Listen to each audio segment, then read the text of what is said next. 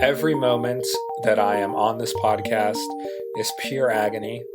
All I want to do is be done and watch the new John Green movie that came out today. Yeah. I want to watch Turtles All the Way Down so bad. It's on HBO Max. I did not have enough time between work and this, and it's the first thing I'm going to do once we're done. So I'm just going to speed through this so I can go watch my John Green movie. We could have a 45-minute episode. The podcast gods wouldn't kill us.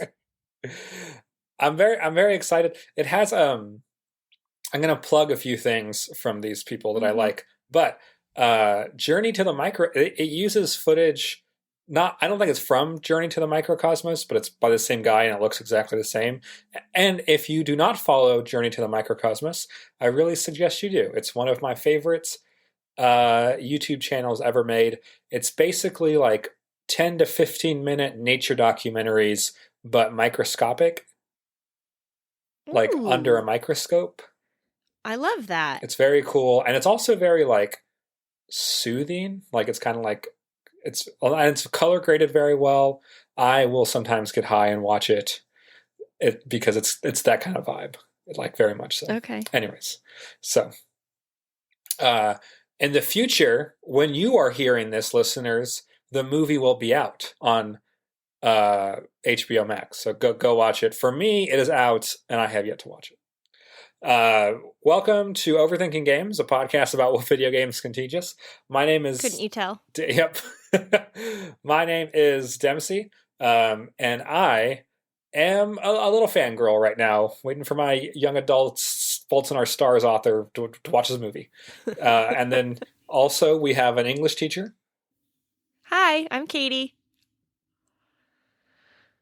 And you are science teacher. I don't know. Katie got an introduction. I'm Seth, I guess. I'm a science teacher. Thanks. Katie introduced you. It was like I introduced Katie. Katie introduces you. You kick it back to me. We have this all planned out. Back to you, Dempsey. It's in the planning document. Okay. Yeah, the planning document that we definitely have and use. Yeah. So this week, we haven't met for 2 weeks. I've played more video games than usual. I've been pretty happy about that. As in the length of time playing the games, not the games played. But before I get to talk about what I've been playing, Katie, what have you been playing this week? Let's see. I've been playing a lot of Warzone. My mom and I play a lot together on the weekends, and then occasionally we'll sneak in a couple cheeky rounds during the week. I just want to say, it's not like it's impressive, but I do have 17 of 30 wins on Rebirth Island for this season. If I get to 30, I can try to assemble a nuke and blow up the island and become the Grand Rebirth champion. And I have aspirations. I think that I'll get it. I'm feeling good about it. I've been playing pretty well.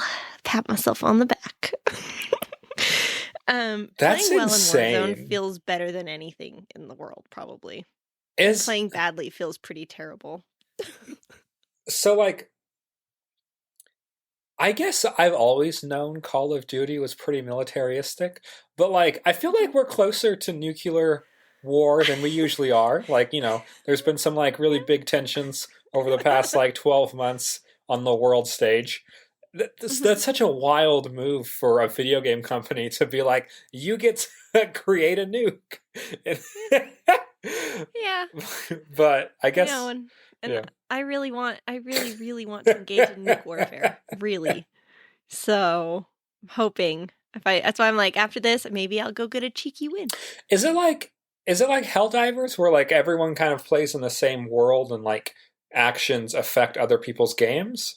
Or is No, not at all. Okay. It's individual rounds. The rounds last about 15 minutes. You land with a squad. You can play solos, duos, trios, or quads. I usually play quads because there's an extra percentage chance of staying alive. As long as one person on your team is alive, you will come back and respawn. So it's a little more forgiving than your standard battle royale. But it is like you're playing to the last squad standing. There's a certain point where the respawn turns off, and then when you're dead, you're dead. And so you try to stay alive up to that point, and hopefully claim your victory. So it's pretty fun. We know the map really well. It's basically like a complete knockoff of Alcatraz. And my mom and our friends, we've played so much. Like, we know the map like the back of our hand. And it's very much a territory control sort of game because of the way that the map is laid out. So you take one place and you hold it until the circle moves and it gets swallowed by the gas. Then you move to the next spot and you hold it. And it's fun. I'm obsessed. The obsession has come back. So I've been playing a lot of that. And then besides that, I've been playing Balatro. And I'm kind of getting to the point where I'm like, I don't want to play this game, but I can't stop. It's good. It's good. I'm like, I actually don't want to play this anymore. I'm bored, but I can't stop. And so I just keep playing it. But I think part of it is like, there's like a slight lag with when you like select your cards and play them, like everything's so slow. Everything takes so long to load. I'm like, Katie, you can turn the game speed up. No! Yeah, and the default speed is slow as fuck. It's so slow. I was like, I fucking hate this. And I can't stop, but it's so slow. It's My crazy life hours that you're are playing sucked away. at default speed, because 2x speed is perfect. Really? Yeah, hold on. I'm literally going to load up Balatro and see what I have my speed set to. Thank God. You are doing the Lord's work. Thank you so much. I didn't know. I'm over here just why is this so slow? Oh my God. Okay, so there's a game speed 1, and then I have it set to game speed 2, and that feels good. Okay, because it feels terrible. I'm like, my soul is being ripped from my body, agonizing second by second. Please. So maybe I'll like it again, because I'm like, I don't want to play this anymore. I just need to quit. I can't play this anymore. Because it's so slow. And I thought it was just my TikTok brain, letting me down. It's really slow. Okay, so I'm going to try that, and maybe I'll report back next week if the obsession has continued, because I'm on to the green deck, so I think that's deck 3. And, yeah, and I'm getting there. So, but it was really killing me. So that's really good to know. Those are the 2 main games I've been playing. I've been reading a lot lately, so I am going to plug a book that I'm reading, because if you guys are into history at all, or if our listeners are into history at all, I think you'd really like it. It's called A History of the World in 6 Glasses. And it is a chronological study, survey rather, of the development of civilization, starting in the Fertile Crescent and Mesopotamia, with the kind of discovery of coffee. And then we move into ancient Greece with the development of wine. And then it goes beer, wine, tea, coffee, spirits, and cola. Not in that order.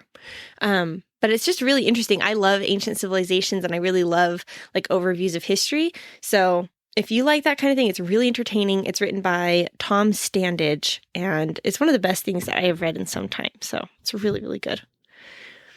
I think that about covers it. Some time traveler really needs good. to go back and give Caesar Augustus a cherry Dr. Pepper. He'd go crazy. For real, though. Like a Red Bull? Yeah. It gives you wings. Can you imagine giving some ancient Roman emperor a Red Bull and he's just this is crazy. He probably think he was dying. Yeah. Poisoned her. Yeah, definitely. He would think that he was near death. Yeah. Well, because I've decided that this is teacher talk for 2 seconds. I've decided that next year I'm going to teach English through a historical, chronological context. So we're going to start with ancient Egypt and read about myths of ancient Greece and learn about creation myths. And then we're going to learn about theme and all of the things that we're supposed to learn about just while we're learning about ancient Egypt, because that's how I was taught when I was homeschooled, and I loved it. And so I've ordered my set of novels. We're going to read The Golden Goblet. I'm super stoked. And then I found this book, and I was like, it's a sign. I won't teach them about beer and wine, but it's just, rekindled my interest. So that's what I've been up to. What are you up to, Seth? A couple different games for me. So I started watching the Fallout series that just came out, which is pretty good. I've been enjoying it. I know some of the people who are like hardcore into Fallout are like, it doesn't follow the canon. I'm like, I don't really care. It's a good story. You don't need to know anything about like the Fallout games to get into it, which I think like definitely plays. It's really like an upside. It's really like a story that takes place in the Fallout universe, which is a cool universe. So I agree. I've been loving the Fallout show. I like that it looks like a movie. Like it looks like it like it's not. It doesn't look like a modern. It looks like a good. Like it's colored well, and like there's contrast, and the colors are really rich, and it doesn't look like kind of the desaturated, low contrast look that like Game of Thrones and everything looks like now. Like it's the movie stars are tan, and the greens are really vibrant. It looks a little bit like it's a Western, which is very fun as well. Like it looks kind of Sergio Leone spaghetti Western-esque.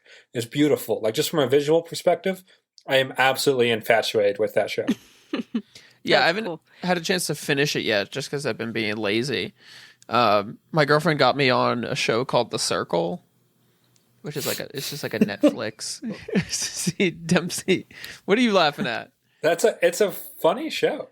It is a super funny show. It's a reality show, right? Like a social media reality show? Yeah, it's a social media reality show where like a bunch of contestants are essentially like stuck in a hotel and can't actually meet each other. They can only communicate over like group chats and like texting each other.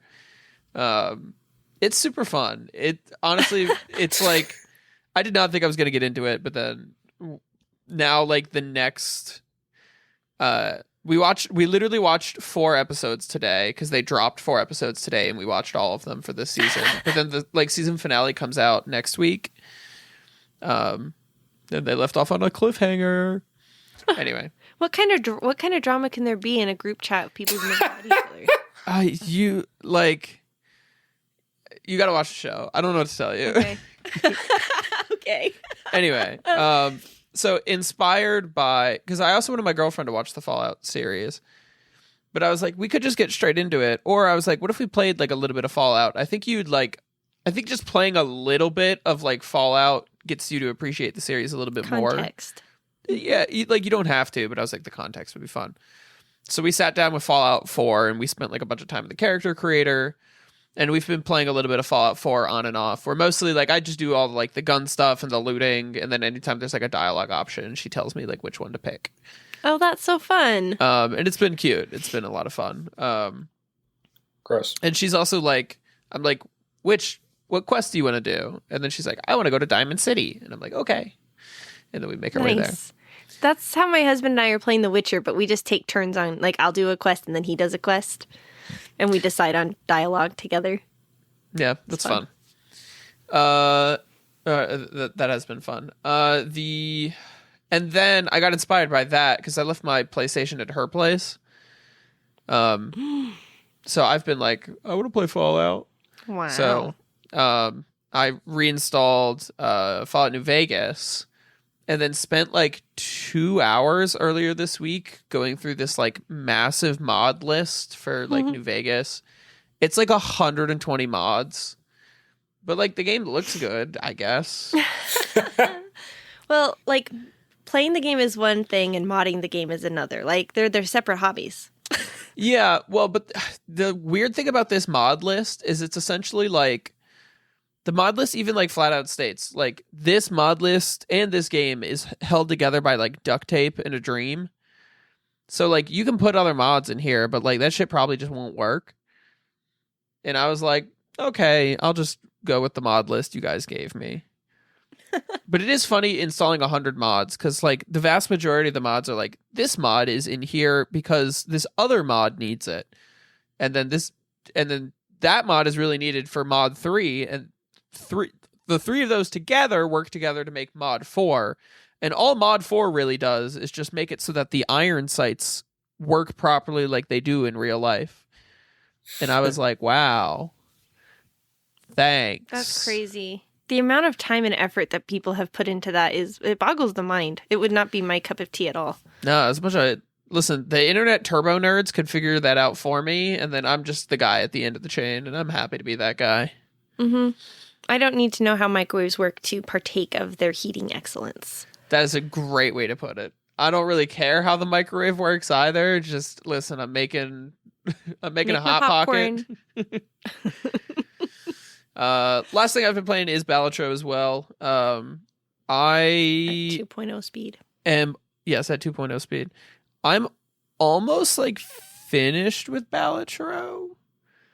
I have all but 2 of the unlocks, I'm pretty sure.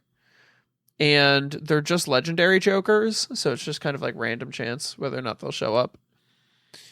And then I'm on Gold Stake on one of the decks, so it's like Ascension like 7 on the one deck or something.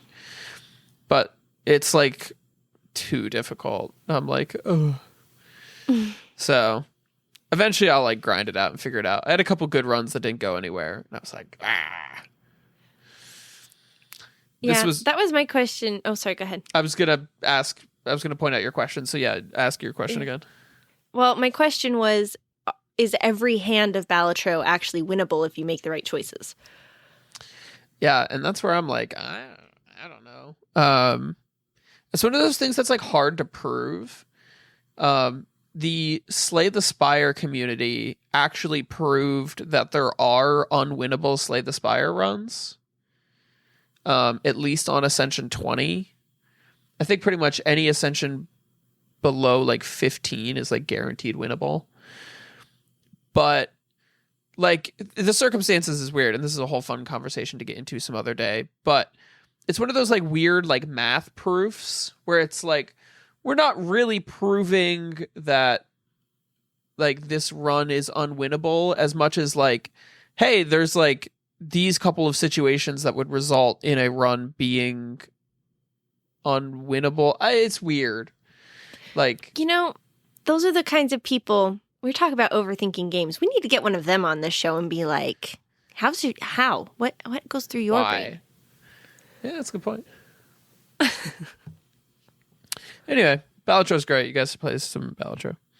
On 2.0 speed. On 2.0 speed, at least. God. Dempsey, what have you I never thought to change the settings. I have also been watching the Fallout TV show. I want to talk about it a little bit more. So, I think the Fallout TV show is what I wish the Last of Us TV show was. Because I think the Last of Us TV show was kind of stupid. Because I think I think the game tells the story so much better. In almost every way, and I do not think, like, if you have played the game, I do not think the TV show adds anything to that experience besides episode 3. And episode 3 was the only one that was like not in, like, that was like something different and something that wasn't in the game. And so the idea that video game like worlds are taken and then stories that are not in the game but set in those worlds, like this Fallout, it's exactly 100% what I want. I've never played a Fallout game before though, so whatever. But I just wish The Last of Us was like this. I have something to say.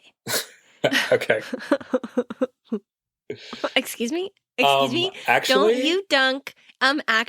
don't you dunk on Pedro Pascal, which is what The Last of Us was. I mean, it was really the Pedro Pascal show to me. I love him, and I loved seeing him in that role, and I loved the whole show, and I don't care if it's exactly the same. It was really fucking good. That's all. Oh no, my talking thing, what's this called? Discord. My Discord is frozen. Hello? Well, sometimes you gotta call people twice because the first one they automatically and I'm so sorry. Reject. I got disconnected. Yeah, it was at like the very beginning of your rant. I wasn't ranting. I'm back. Oh, are you back? I wasn't ranting. Well, I was about to... No, I was laying down the cold hard facts, which... Hang on, let's clap and then I will tell you. Okay, all right.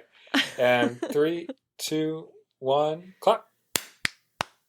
Okay. The cold hard facts are these, that it was The Last of Us was the Pedro Pascal show, and I am fucking here for it. He's better in Game of That's what it Thrones. is. If you want a better Pedro Pascal, watch Game of Thrones.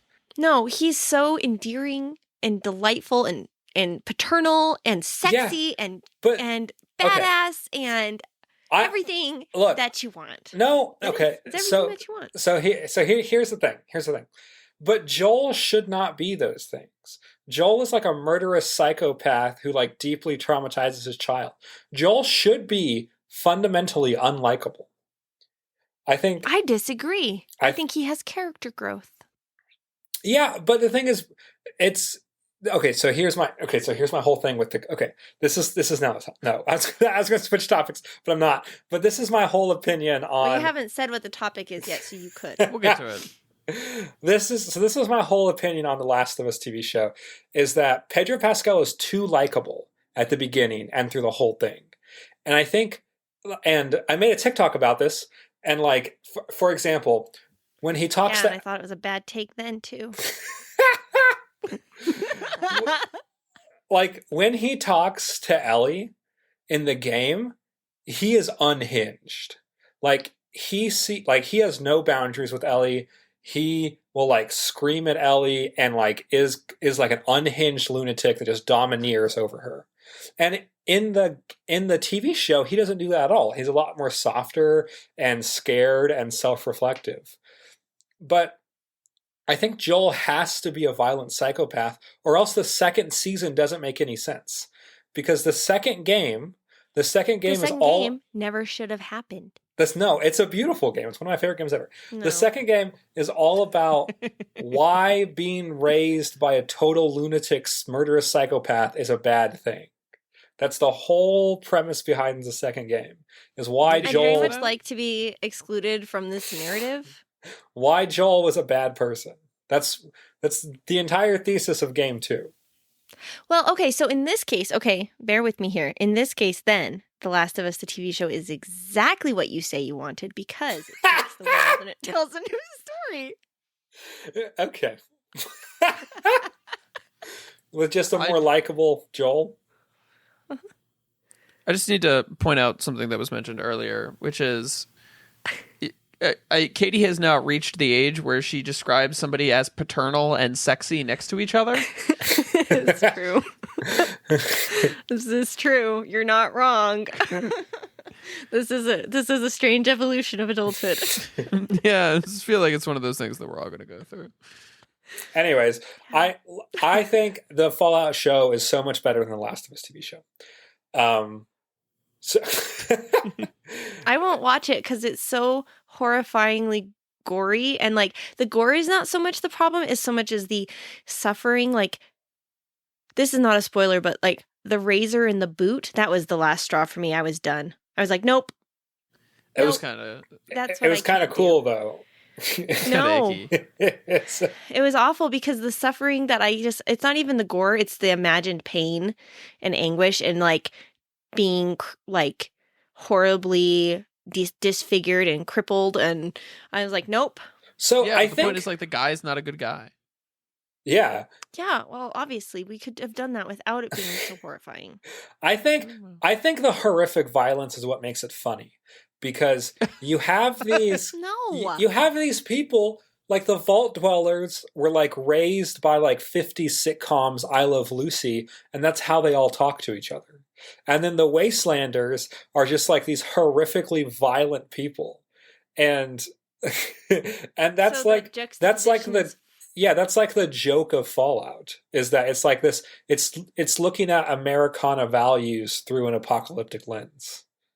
And okay. I think the show does a surprisingly good job at interrogating what that is, because it's not overly cynical. Like, so Lucy, the main character, like it is like, there is something that they believe in that is worth defending and protecting genuinely. Mm-hmm. And mm-hmm. But it also criticizes a lot of those values too, and especially in the last 2 episodes. Such good reveals, good writing. I gotta finish the season. It's very good. Anyways, so email in. What do you think's better, Fallout or The Last of Us? I could. The Last of Us. I don't know. Anyways, And if you're like, oh, but that's not how Joel is, think about it like this: could it be a very slightly twisted Katie's fan still on the fiction? Joel part. I'm just wondering. That's my question. Is it just like, like when, what's that lady, Stephanie Myers wrote the whole Twilight series through, what's his name, Edward's eyes. It's not the same. It's, it's technically the same story, but it's different. And that's okay, I guess, if you're into that sort of thing, which where Pedro Pascal is concerned, I am. So, so besides watching TV, I did play 2 games. I played Tales of Kinzera Zao, and it is a 2D Metroidvania. It's a little bit like Ori and the Blind Forest, very floaty controls and things like that. The biggest difference between Tales of Kinzera and most Metroidvanias is Tales of Kinzera is extremely narrative heavy. Like there's not much environmental storytelling. It's a lot of cutscenes. It's a lot of just dialogue, straight up dialogue. It's very like cinematic in that aspect. So that's been like an interesting way to explore Metroidvania. It's not as puzzly, or like the combat isn't as crisp and interesting.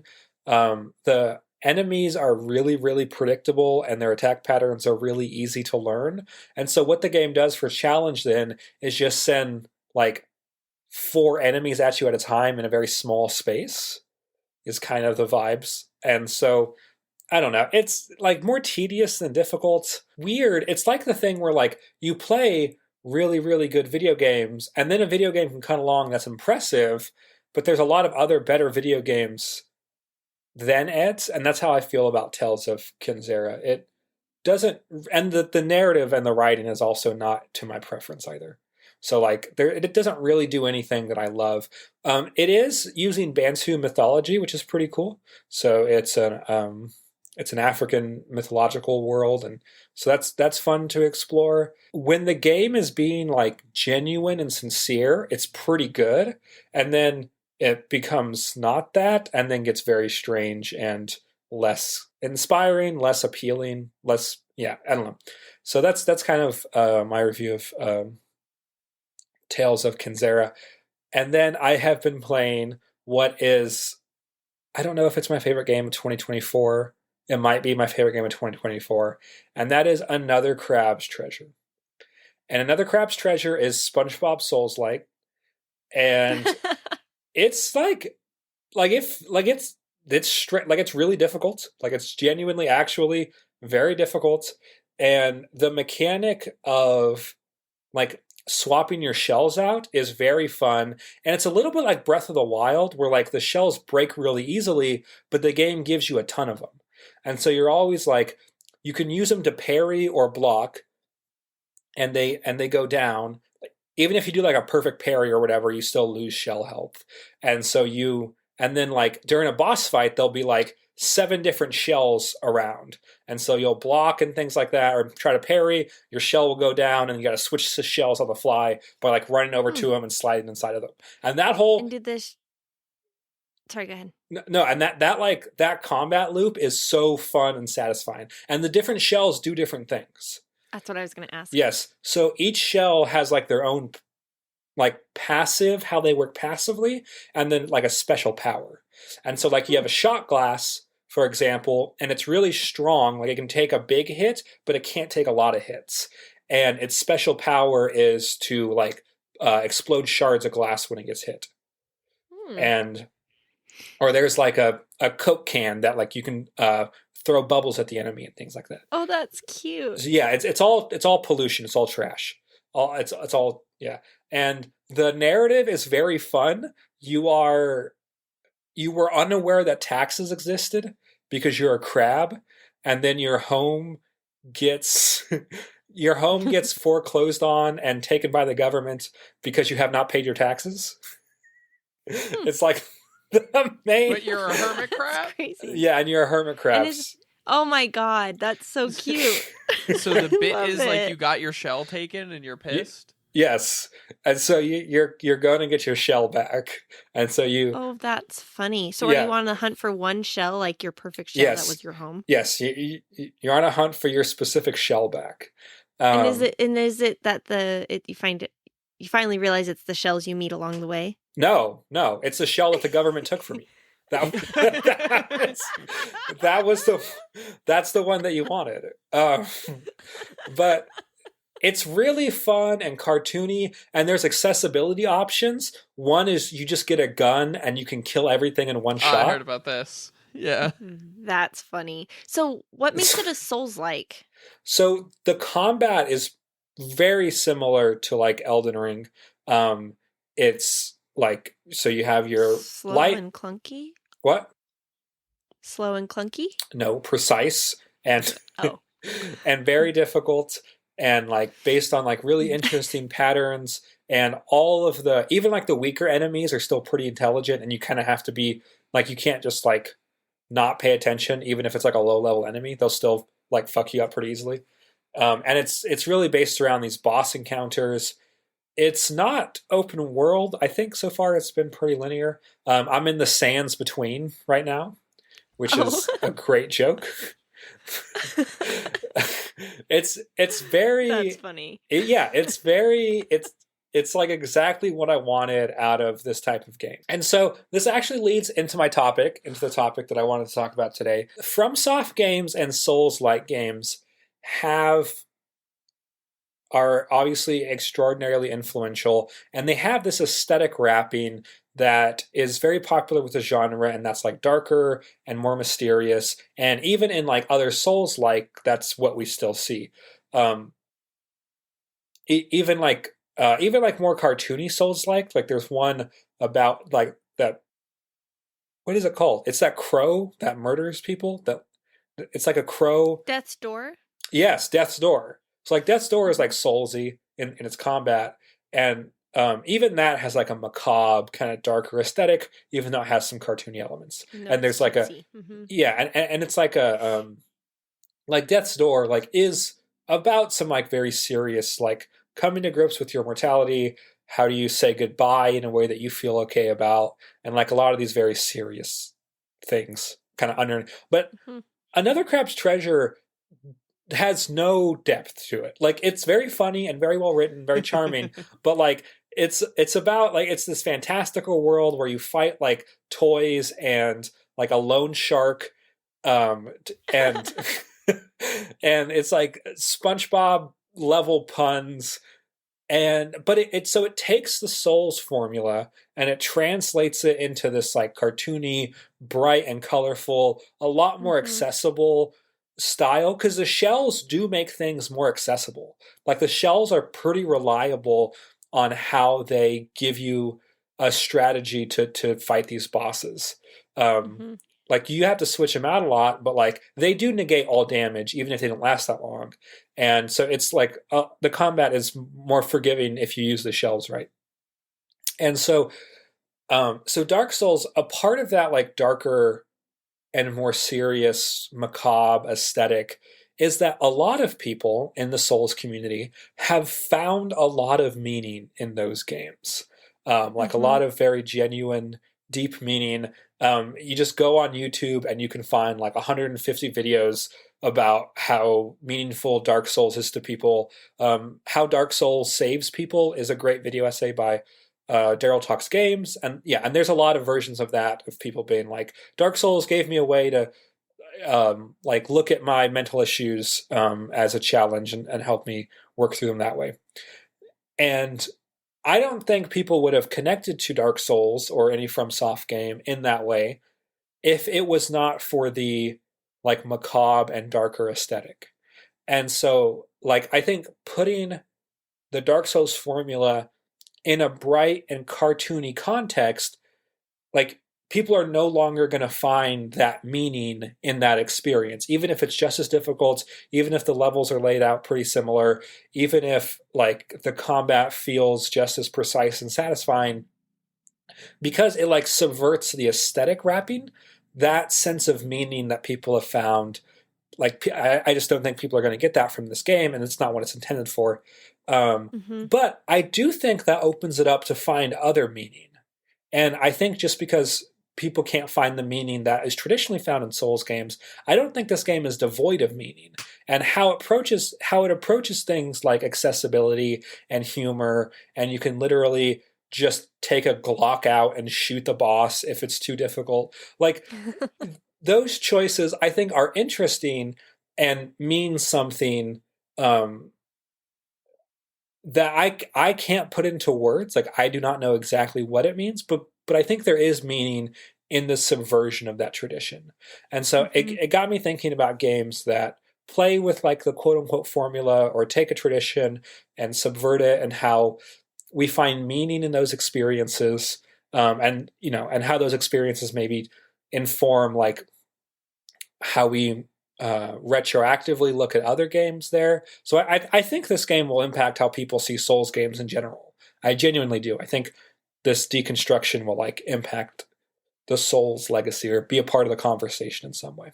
Anyways, so with that being said, do you guys have games that you would consider subversive or like really like a really fundamental twist on a formula that like fundamentally changed what a game genre meant to you, that you can talk about or found meaningful or did not enjoy, or like there was an attempt at it and you played the game and you didn't think it worked? I need to like look at my Steam library for like. You can put in post cricket sounds for a second there, as we were all thinking deeply.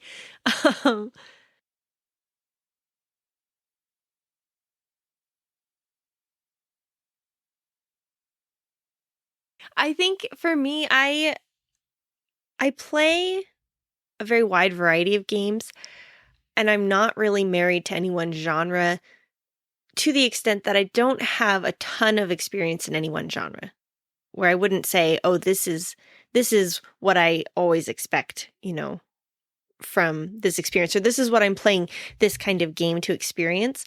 I'm very eclectic. So with that, it's hard for me to think of games that I've played that have done that. I'll have to think about that for a little bit. But one that comes to mind that I haven't played, but I want to, is Cult of the Lamb, because from what I've seen of that game, it takes like the cutesy sort of like builder sim kind of like farming sort of game, and then makes you a homicidal cult leader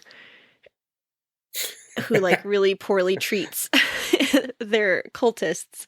And I think that that is an interesting example, because it gets recommended all the time in the cozy game subreddit, because it has all of the trappings of a cozy game. But when you look at like the themes and the things that are going on under the surface, just from what I've seen about it, like it's not cozy in the least. So I think that kind of fits. I think Cult of the Lamb is an interesting example because it still facilitates that kind of control that people have in management sims, especially when there's other sapient beings that you are controlling. And it looks at like, what kind of person would it actually take like to be that kind of controlling person? And so I think Cult of the Lamb definitely, like, because like torturing your sims is definitely a part of the tradition of playing sims. Like putting them in a pool and taking out the ladder is like a part of passage. Yeah, is like a part of playing sims. And so like taking those elements and then recontextualizing them and making it the focus. Yeah, I think Cult of the Lamb definitely adds a lot to that conversation. Another one that I haven't played. Oh, sorry, go ahead. No, go. Another one that I haven't played, but I really want to, is Doki Doki Literature Club, which is got a very, very like cutesy anime aesthetic. And from everything I've heard about it, it's extremely disturbing, and it seems like it deals a lot with the problematic themes of like certain anime and certain visual novels and stuff, in a way that leaves you feeling heebie-jeebie, which I think is going to be interesting and awful when I play it. I wanted to play that before Valentine's Day so I could talk about dating sims, but I didn't get around to it. Dempsey, what was your original question? If like the last like a game that you would consider subversive, like for the genre that it's in. Another example for me that's not another Crab's Treasure is Bug Snacks, which is like a first-person shooter, but it's not violent at all. You're like trapping bug snacks, like these animals that are made out of snacks, and it's very strange and surreal, but it's not violent, but it is kind of like a first-person shooter. Playing Bug Snacks kind of made me think about how I play other first-person shooters like Doom and Titanfall and things like that. So the only game I can think about right now would maybe be like Hades, because I mean, in like the roguelite genre has, I think for pretty much its whole time, been mostly like narrative agnostic. Or they'll play like a little bit into it. Like the sort of original, they usually have like a little bit of a narrative to sort of like contextualize everything, and then they just kind of like set you free. Like the original Rogue game was essentially like, hey, you're a warrior, you need to go down to the dungeon to find this amulet, and you need to bring it back up.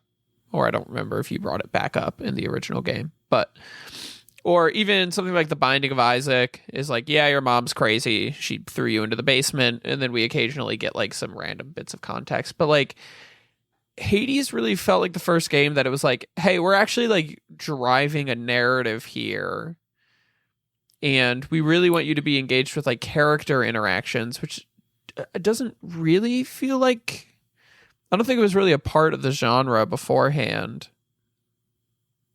I think that I got like at least one more. I don't know. The game that's like always comes up for being subversive is like Undertale, right? Like I haven't even played a lot of Undertale, but it's kind of the game that was like, hey, you know the thing you usually do in like JRPGs? What if you just like didn't do that? And you made friends instead.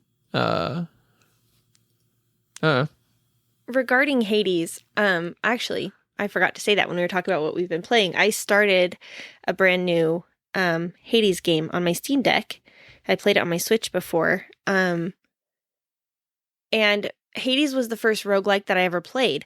So playing that game, I had no idea of the context or how other roguelikes were. So the fact that it is subversive in that way, or like kind of breaks the mold, I had no idea. I didn't appreciate that at the time because I had nothing to compare it to. So I think it's really like talking about like just video game literacy and being aware of, you know, how other games have created the stepping stones. It's actually it is really important when it comes to understanding how innovative some things are. If you don't have that, you have no idea. Yeah, I have also started playing another game, the roguelite mode in God of War, Valhalla, which I'm going to do a little mini review of right now because I did not do it in what we were playing.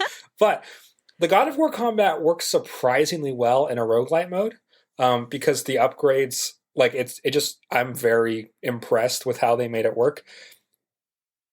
It is structured so similar to Hades.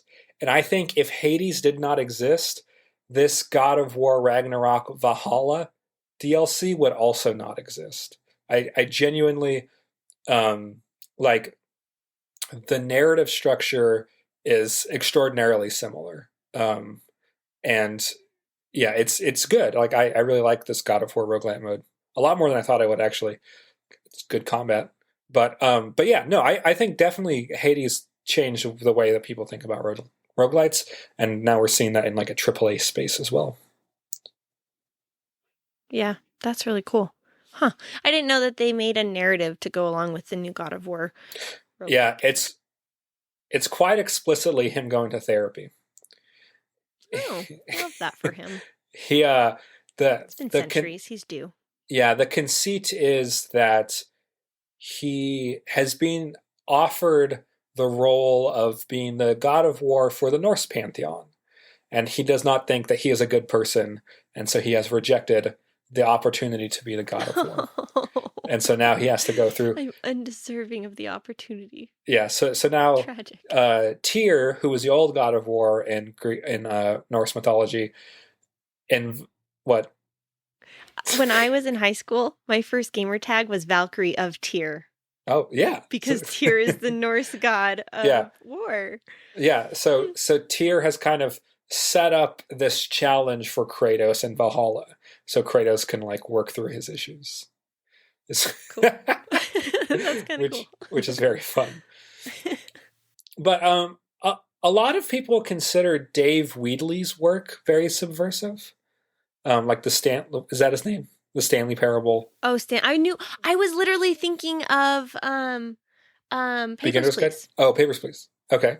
Wait, isn't Papers, Please Nope. the Stanley Parable guy? No, Papers, Please is the I was going to say Murder on the Orient Express, but that's not right. It's the murder one with the ship and you pause time. Oh shit! Sorry. Yeah, Oberdin. Return of the Oberdin. Return of the Oberdin. I conflated the two. But no, David Ridley is a beginner's guide and Stanley Parable, and a lot of people consider those subversive. Although I don't know. I don't know if I consider it subversive. Yeah, I mean, like, what are they subverting? Yeah, that's I mean, like, in a sense, commentary. The Stanley Parable is, I think it's sort of like, but I don't know if it's subversive as much as it really is just like a play on like the typical narrative structure of games. Mm-hmm. I don't know if I would describe it as like play that one. I mean, the Stanley Parable is great, but I would not call the beginner's guide subversive. I'm like, I need to play more games. So Seth, as someone who is more familiar with Souls games than I am, do you think that Another Crab's Treasure pisses on the tradition that came before it? I don't know. I would say pisses on. I mean, I think it definitely like does it different, but and now I have not seen a lot of it. I've seen like a little bit of some like highlights from some streams about the game, but and I there was a little bit about the game. I think they did like review demos for like streamers a little while back, but like the game looks like a ton of fun. I mean, I almost wonder if people got sort of stuck in the trappings of like, hey, this like genre was traditionally built on this like dark fantasy, but like nobody ever said it needed to be, right? And I think this is a great showcasing of that fact that like mechanically, like Dark Souls has a lot going for it, but like you can separate the mechanics and the narrative of the Souls games, and like you're not gonna lose out on either side, I think. So hopefully we do get to see more stuff that's like fun and lighthearted Souls games that are, I don't know. Something I really like about it, just from the sound of it, is just like when people talk about Dark Souls and they're like, get good, you know, like, oh, you're not good at it, you just need to try harder. And like, if they put an easy mode in this game, it would ruin it. It's not the author's vision or whatever. And I like that they've got like those kinds of adjusters in the game so that you can make it easier, that you can pull out a gun and defeat the boss that you can't beat. Because I think they're like, it's still a fun game worth playing. You're still having a good time, even if you adjust the difficulty. And like, you don't have to get good to enjoy our game if you don't want to. And if you do, then you do. And that's great. But like, get over yourselves, people. And that's almost an interesting part about how I think like the mechanics and the narrative do play together. Like, to me, like it makes sense. And also, I like as a separate, talk. But anytime the conversation about like easy mode in Souls games comes up, I'm like, A, you're talking on deaf ears, or you're talking on ears that only understand Japanese, and you're speaking in English. So good luck. But like to me, Dark Souls almost makes sense in the way that it's like something about the dark fantasy genre just kind of makes me feel like, yeah, like you really need to like work through and like tough the boss out. But then I'm like, oh, this is a game about like a crab who's trying to get his like shell back from the government. Yeah, it's hilarious if he pulls out a gun and just shoots stuff. But like, It's a bit of that like absurd. if you told me that was an option in like a normal Souls game, I'd be like, that's dumb as fuck. But because it's like a game about a crab, I'm like, that's hilarious. So yeah, I think to the point, I really hope that like the Souls games that like take themselves a little less seriously or a little more lighthearted, like take off, and that they also come with like those features so that we can get rid of some of the trappings of this like genre and like narrative style and just be like, yeah, like let the players do whatever they want. Who cares? It's a crab. Kind of like removing the gatekeeping a little bit. Yeah, like just remove the gatekeeping, remove all the like nonsense that people are all wrapped up with, and be like, guys, it's a game where like you're playing a crab, and yeah, the mechanics is like stuff you recognize, but like we really don't need to make that big of a deal out of it.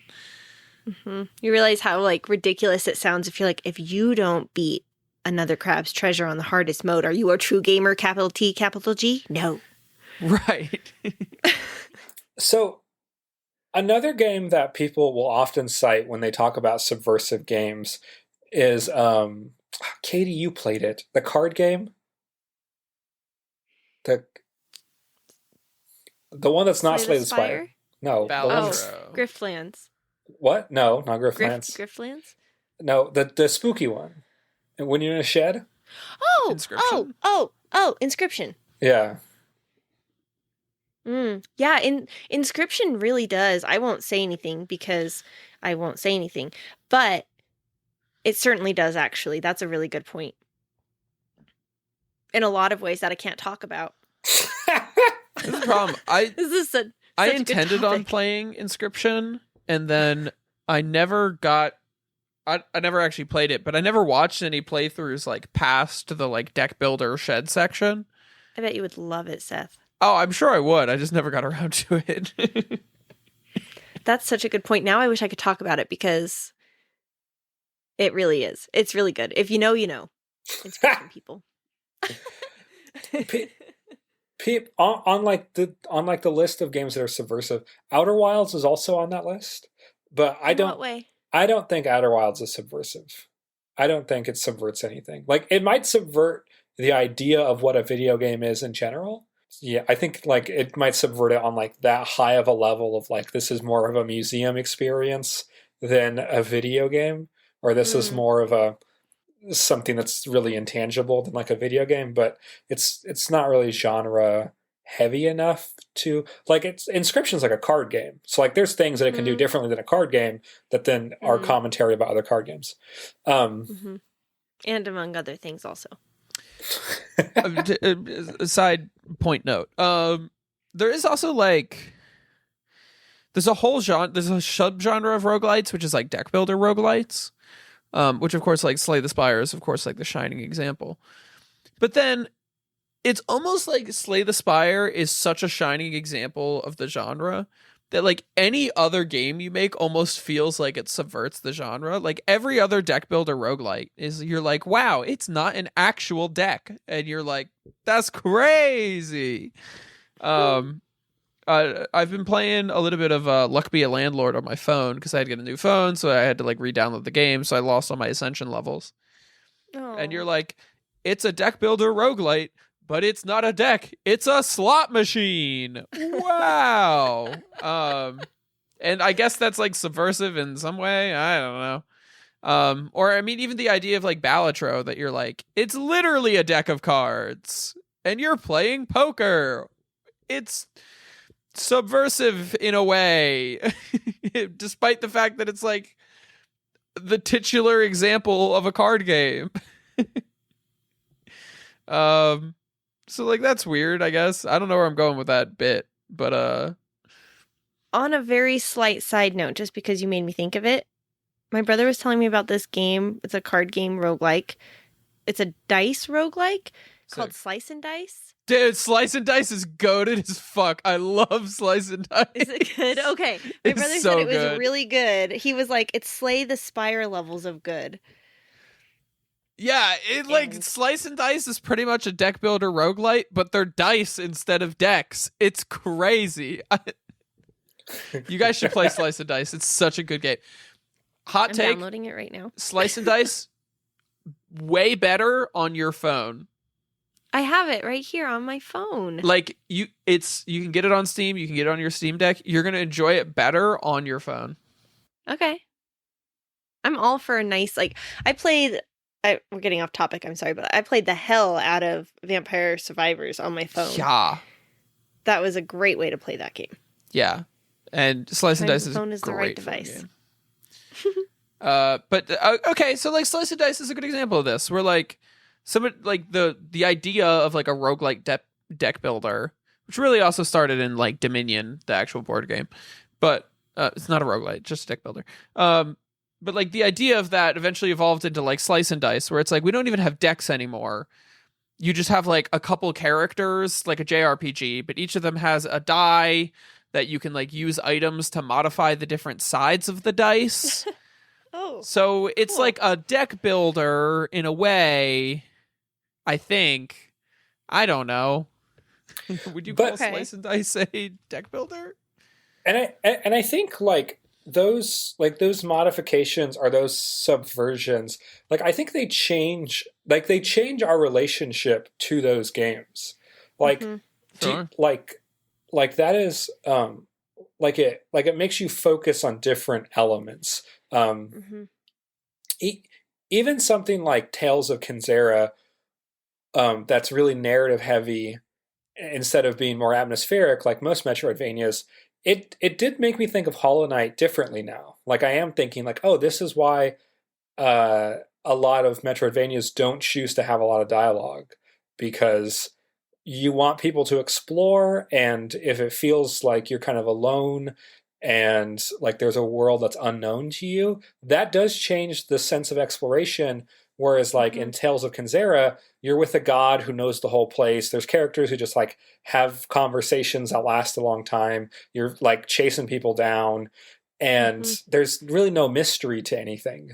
And the way I explore it, like it feels more like a Mario.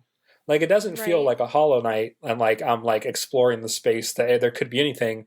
It feels more like, oh, I'm in an area that has these kind of mechanics and it's doing this And I kind of need to clear challenge, the area. and then I'm moving on to this kind of, and so it feels a little bit more like a Mario game that way. Like Mhm. less exploration, more like playing with mechanics. Mhm. And so That makes like sense. yeah, like even those like slight tweaks to the formula, like it really changes what I am able to process on like the genre as a whole. And like Balatro, I think making it like poker and making it based off like an existing thing. I think most roguelites are like an original game. But even like Balatro, making it on a pre-existing game, like that really changed the way that I think about deck builders and like this really arithmetic-based play style that Balatro really, because it's all like numbers, really like obviously numbers. Whereas like in Slay the Spire, there's like that level of abstraction where it Mhm. feels like it's combat and defense and poisoning, and you're going to have an explosion now. Whereas Balatro, it's just math, and that Yeah. impacts the way that I associate with it. And it also, I think, I mean, background knowledge impacts how we relate to things, like you're saying. So, like, already knowing the mechanics of poker, which I think most people are passively familiar with it, Sure. to then that familiarity allows them to build on it in a different way than they could if it was a game that was wholly unfamiliar, because people Sure. wouldn't have the basis of understanding that would allow them to kind of, like, they might still be able to do it, but it wouldn't be as a natural of a progression, I think. Yeah, and you wouldn't be able to like say the same things. Like for example, if I never played Elden Ring or Sekiro and I just played Another Crab's Treasure, it would kind of be like, why is this game so difficult? What is the point of having this cartoon so difficult? But Right. because it's made in this tradition and like is commented on this tradition, I find a lot more meaning in what the game is accomplishing. Whereas, yeah, I think if I just played Another Crab's Treasure, just without that tradition of like without being aware of that tradition, it would be very strange. And like a lot of the marketing of that game is built around like being a part of that tradition. Like they call themselves a crab-like Souls-like, which I think is hilarious. And then like the conversation about difficulty that they can have really means something because knowing how Souls games, even like Lies of P and things like that, treat difficulty, and then you're seeing just as high of a challenge, just as complicated of mechanics, just as deep as combat. And now we have accessibility features that are really silly and wacky. Like that means something different than if this game came out in like 2008 before everyone played Dark Souls. Like, like that background knowledge changes what the game's saying. Yeah. Those illusions are what give it, perhaps, I haven't played it, I don't know, but are what give it depth, because it's alluding to the fact like that all of these other games in this style exist and you've probably played them or at least seen them. And so then that puts everything into a more meaningful context versus like if I were to play it, like, and I have some familiarity with it, but I probably wouldn't appreciate it to the extent of somebody who's played Elden Ring or who's played Sekiro or whatever. This conversation is very like people who grew up in postmodern context start to understand the value of tradition. Very good. Yeah, and I think I wonder like if like I don't know if we're done with this first generation of indie games. Like I would say that indie games really didn't come into their own until like 2015. Until like they became popular and things like that. And I don't know if we're done with that generation, but like if the second generation of indie games, is how that's going to be a commentary on the first generation. Interesting. Yeah. Like I think like Celeste is like a response to like, like other simpler, like platformers are made for kids. Platformers are meant to be like really approachable. And Celeste takes that and really subverts that and be like, no, this will be one of the most difficult games you've ever played in your life. And also like a colorful cartoon 2D platformer. Yeah, that's a really good example. But nice. But I got to think about how we make meaning, what meaning we take away from games, and how video games are in this constant conversation with each other, and where we find meaning in those experiences. Yeah, very good. Do you guys? I was going to ask for final thoughts. Mostly just. I've talked about this a couple times, I think, on the show. I'm doing my master's, and my capstone research project is about how background knowledge improves reading comprehension, especially for struggling readers, but for everybody. And I think it's one of those things where once you start noticing it, you see it everywhere. And like context matters, and understanding the things surrounding topics matters, and you get more out of your experience and your interaction with those things when you know about other things. So I think, I just think context matters, and you should expose yourself to lots of different genres and ideas and game types so that when you come across something like Another Crab's Treasure, you can get that cool experience of being in the loop and knowing what's going on.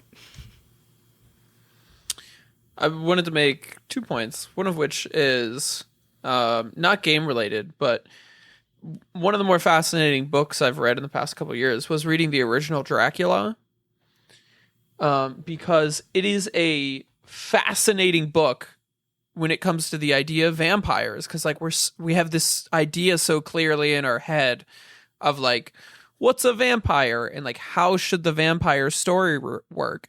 And then you like actually read Dracula, and it's these like letters being written between characters, and they're all dated, so you can like follow a timeline, and like you could jump back and forth in the book to like follow a chronological versus like how it's laid out. Like it was a book that was nearly, despite the fact that it like founded a genre, was almost like subversive to the genre it created, which was just like a fascinating thing to read. So I'm gonna plug Dracula, which is like a Victorian era take, but it's like that good. The other one, and I think this is part of the genius of Balatro as a game, and it's something I wasn't thinking about, is, you know, like when we think about poker, really I think what a lot of us think of is Texas Hold'em, right? Which is just like a certain type of poker game. Where my understanding is, like, traditionally poker was just played with like, you would just set up rules. So like you would go around a table and you'd be like, hey, we're gonna play like this variation of poker. I'm the dealer. I get to choose like what variation of poker we play. Like, we're going to be playing with, you can discard up to 5 cards. You have a 7-card hand. And so like Balatro is a literal like modern interpretation of that, where like the jokers are the rules that the dealer would set up. Like, Yeah. That's hey, a good like, point. for this round, like, you have to try and build your best 5-card hand, but like face cards don't count. And that's the equivalent of the like ride the bus joker that gives you like malt as long as you don't play face cards. So like Balatro is just like such an ingenious modern interpretation of like a game people have literally been playing for like decades and like over 100 years at this point. Like, in contexts wide across at least the United States. And now we just have it like concentrated into this game that I think most people playing it wouldn't even understand like the historical context of poker and how it like plays into the game. But I think that's also the cool thing about Balatro is you don't need to. Like, you don't even really need to know what the poker hands are to play Balatro. You figure it out in like 5 minutes after playing the game and you're good to go. So I've learned how to play poker because of Balatro. yeah, I mean, honestly. So love video games. I know. Crazy. All right. Well, I think we did it. That's a podcast. We made a podcast. Thank you so much for joining us this week, and I hope you enjoyed hanging out with us as we meandered our way through our subject as per usual. We've been Overthinking Games, a podcast about what video games can teach us. If you want to send us an email with your thoughts about the fact that Pedro Pascal is the best and only person to play Joel, you are very welcome to do so. We have our email in the show notes. You can also find us on TikTok and Instagram, where we are posting, I think, seems more frequently since TikTok might be going away. Maybe. Under the same handle. So catch us next time. Bye. Bye. Bye. Okay.